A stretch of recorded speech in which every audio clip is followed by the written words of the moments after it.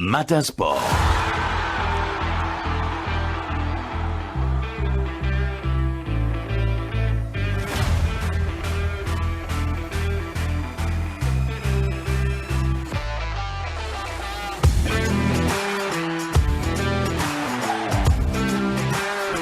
Ahmad Jeboul, bonjour. Bonjour. Alors, on va bien entendu revenir à cette finale de la CAN hier. Et il y a un titre que je retiens, Pape crucifie Bounou. C'est le titre que vous retenez. Pardon.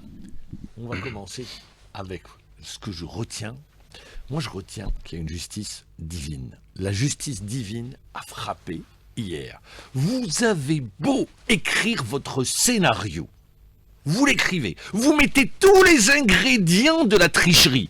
Eh bien, la justice divine passe par là.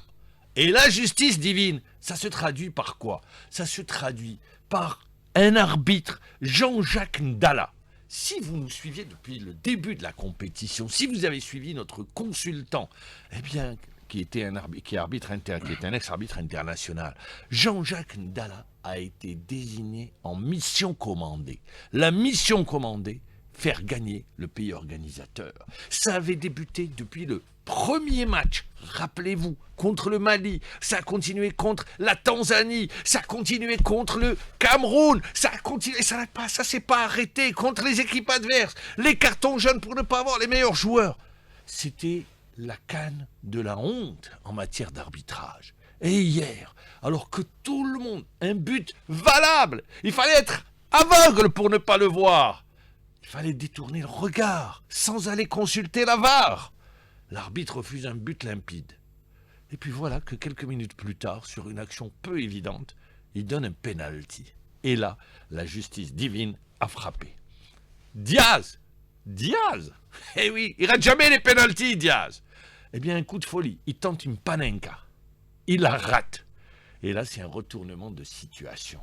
Comme quoi, vous savez, rien n'est écrit d'avance. Vous pensez que vous êtes malin, que vous détenez le pouvoir, que vous allez gagner, que vous allez vous offrir un titre continental. Vous courez d'après ce titre depuis 50 ans. Eh bien, rien. Niet. Les larmes, c'est tout. C'est la sanction qui est tombée. C'est la justice divine qui l'a voulu. Et le Sénégal, quelle équipe du Sénégal? Parce qu'on doit parler du vainqueur. Quelle belle équipe du Sénégal. La résilience des Sénégalais, alors qu'ils étaient complètement abattus. L'entraîneur, rappelez-vous ce qu'il avait dit. Rappelez-vous, il faut toujours avoir de la mémoire. C'est pour ça que je sais qu'il y a des auditeurs qui nous accompagnent tous les matins pour suivre ce feuilleton de cette Coupe d'Afrique des Nations.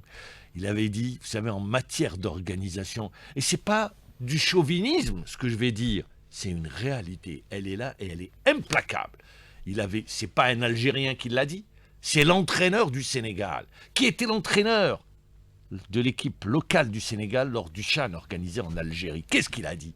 Il a dit, eh bien, en matière d'organisation, bravo à l'Algérie. On a gagné, il n'y a pas eu un souffle de contestation. On a été respecté en Algérie. Ce qui n'est pas le cas cette fois-ci, eh bien, avec cette 35e édition. Rappelez-vous de l'incident à la gare au moment de l'arrivée où l'équipe sénégalaise, les Lions de la Teranga, ça aurait pu basculer. Et il le dit, l'entraîneur du Sénégal. Et puis sur ce match, vous l'avez vu, il y a eu bien évidemment un moment, quand vous êtes victime d'injustice, eh bien, il avait décidé de quitter le terrain, mais après la raison a fait que l'équipe soit revenue. Il y a un leader qui s'appelle Sadio Mané, qui a ramené les joueurs, qui leur a dit de revenir. Il y a un gardien qui s'appelle Mendy, qui est resté concentré sur son match. Et puis il y a eu ce magnifique but de Gueye, qui offre au Sénégal son deuxième trophée. Le Sénégal, parce qu'il faut également dire aux Sénégalais, c'est pas de l'improvisation, elle n'est pas née de l'improvisation, cette équipe sénégalaise. C'est le fruit du travail, c'est le fruit d'une politique, c'est le fruit également, c'est un titre également pour une génération tout à fait exceptionnelle, avec un mélange d'anciens et de jeunes qui font que le Sénégal aujourd'hui, sur un titre amplement mérité, ils sont partis le chercher dans l'adversité, face à la tricherie faut le dire, face à un corps arbitral gangréné, en mission commandée. Eh bien, ils sont partis, ils ont fait face à une telle adversité qu'ils sont partis chercher ce titre, malgré tout, malgré toute cette adversité. Tout était contre eux. Et d'ailleurs, on va revenir avec tout d'abord cet instant où l'équipe sénégalaise rentre au vestiaire parce que c'était contre cette injustice, pour protester contre cette injustice face à un arbitre. Regardez-le, l'arbitre. Il ne savait même plus où il était, rié comme ça en se disant, bon, il fallait se contenir, il savait que toutes les caméras étaient braquées sur lui. Il savait très bien ce qu'il était en train de faire. Il voulait offrir la coupe au pays organisateur contre les Sénégalais. Et là, à ce moment-là, les Sénégalais, l'entraîneur dit, allez, on rentre, il y en a marre. Et là, Sadio Mané va voir celui qu'on qualifie de sorcier blanc. Ami de l'Algérie, Claude Leroy. Son père s'était engagé pour l'indépendance de l'Algérie. Et Claude Leroy, qui connaît bien le continent, qui a un profond respect des joueurs africains, Sadio Mané va le voir, et il dévoile la discussion qu'il a eue avec Claude Leroy. On l'écoute. Moi, personnellement, je pense qu'il n'y avait pas de pénalty, mais si l'arbitre décide le pénalty, il n'y a pas de problème. Le football est ainsi fait. Il y a des choix qui sont justes, qui ne sont pas justes. Il n'y a pas de problème. Je pense que le plus important pour nous maintenant, c'est de continuer à jouer. J'ai demandé à Claude en premier, je dis, qu'est-ce que tu en penses? C'est quoi le meilleur? Il m'a dit, non, il faut rester, il faut jouer. Je me suis dit que là, j'ai demandé à Mamadou aussi, il m'a dit pareil. Et là, Diouf aussi m'a dit pareil, donc je suis allé amener tout le monde. J'ai dit que les gars, quoi qu'il arrive, maintenant il faut assumer, on va aller jouer.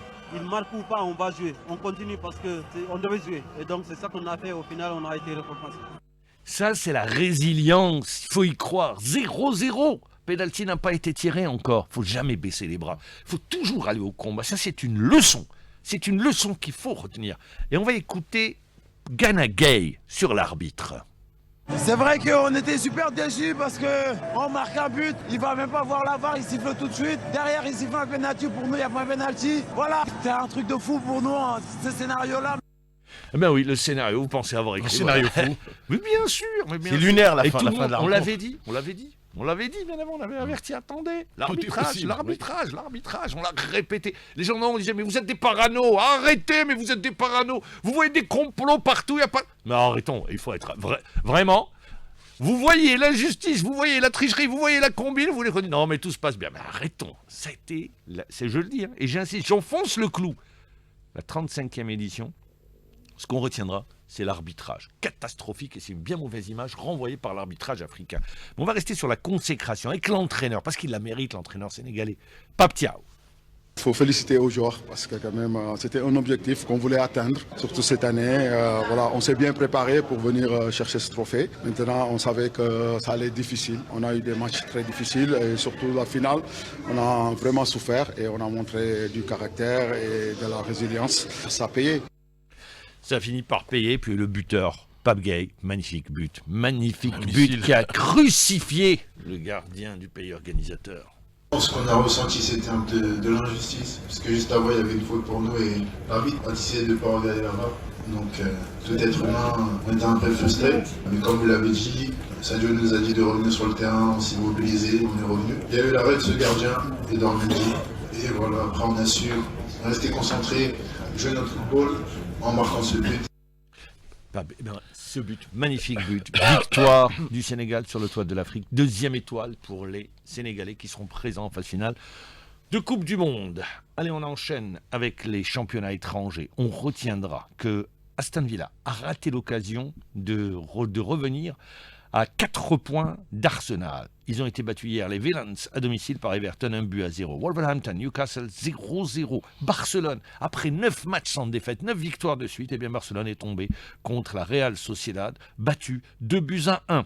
En Italie, le Milan AC bat Lecce 1-0 et reste dans le sillage de l'Inter à 3 points de l'Inter. La Roma s'est imposée contre Torino, 2-1.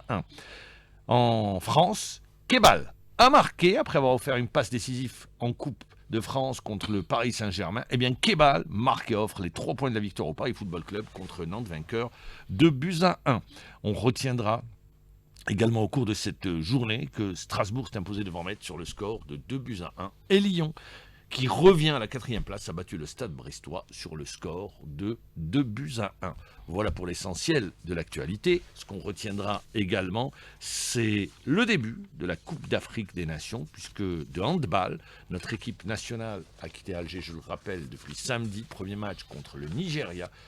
Et la Coupe d'Afrique des Nations de hand, ça sera l'événement durant les 15 prochains jours, avec une équipe nationale qui avait été finaliste lors de la dernière édition, battue par l'Égypte, et qui cette fois-ci espère au moins une nouvelle fois aller en finale, et pourquoi pas aller titiller l'ogre égyptien. Pourquoi je dis l'ogre égyptien? Parce que tout simplement, ils sont 6e au classement mondial. Ils font partie des 10 meilleures nations au niveau mondial. Merci Mohamed Jabour, il est 7h29 sur Alger Chaîne 3. N'oubliez Reste ensemble jamais jusqu'à 10h. la justice divine. Et bravo au Sénégal.